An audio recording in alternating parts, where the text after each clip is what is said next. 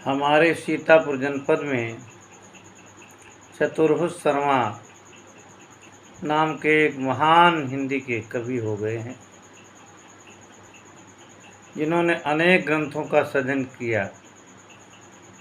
पर सीता शोध उनकी एक बहुत ही विलक्षण रचना है। आइए उसी सीता शोध से कुछ खड़ी बोली की घनाक्षरी हम आपके सामने प्रस्तुत कर रहे हैं। श्रवण करें।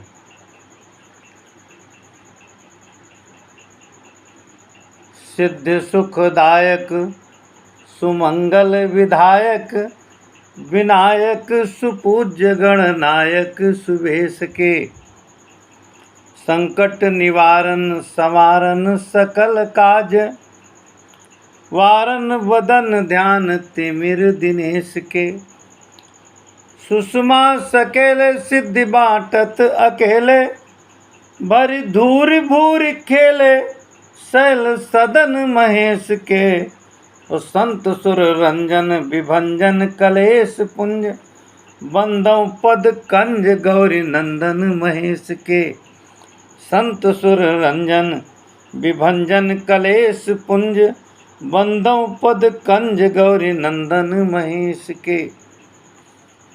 ये तो वंदना रही। इसके आगे प्रारंभ करते हैं खंड काव्य। किष्किंधा कांड में जब सुग्रीव ने आदेश दिया, कहो पाख महु आव न जोई मोरे कर ताकर बध होई।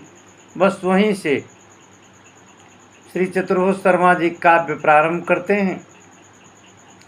आज्ञा है कपीस की समस्त किस नायकों को, आज्ञा पत्र सारी किस जाति को निकाला जाए, और सीता शोध के समस्त साधन विचारे जाएं, जैसे बने वैसे सखा संकट संभाला जाए।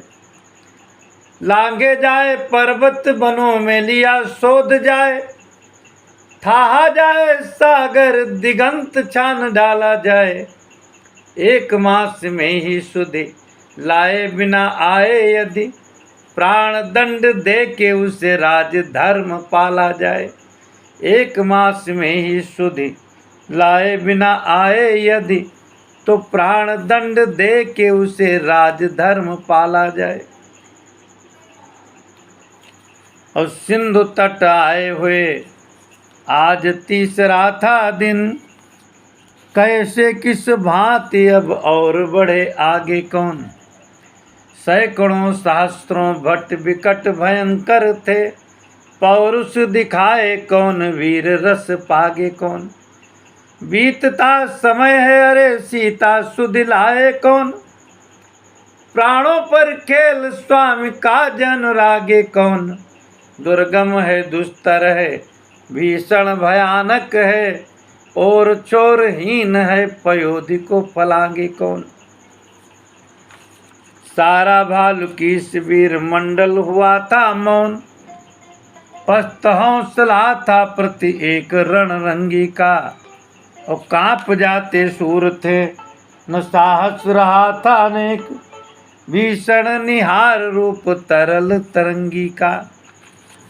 दुविध मयंद नल नील भी हुए थे मौन, चित्त डावा डोल उस समय था मतंगी का। और जामवान पौरुष विहीन थे हुए थे वृद्ध, बात बात ही में नाम आया बजरंगी का।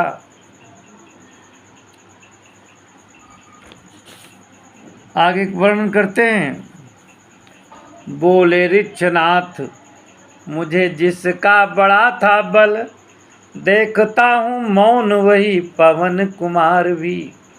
और एक ही छलांग से किया था मारतंड ग्रास, सहन किया था घोर वासव प्रहार भी।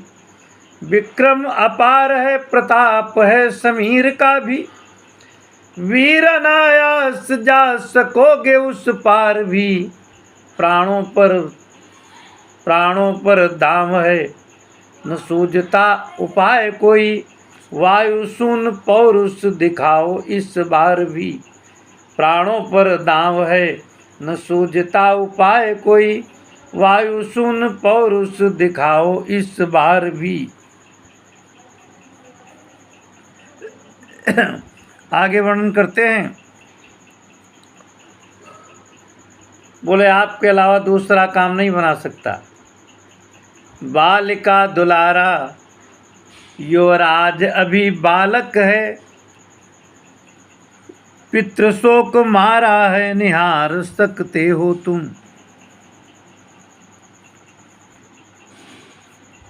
जाने के लिए वह आतुर है, वीर भी है, कैसे उसे भेज दें विचार सकते हो तुम।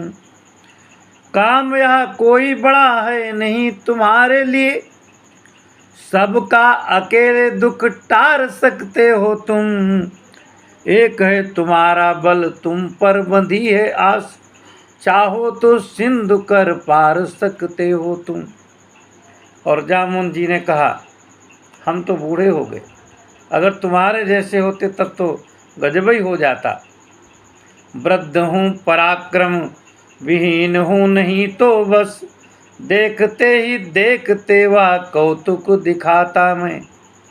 तो एक ही हुंकार से हिला के धरा मंडल को, एक ही दहाड़ से दिगंत दहलाता मैं।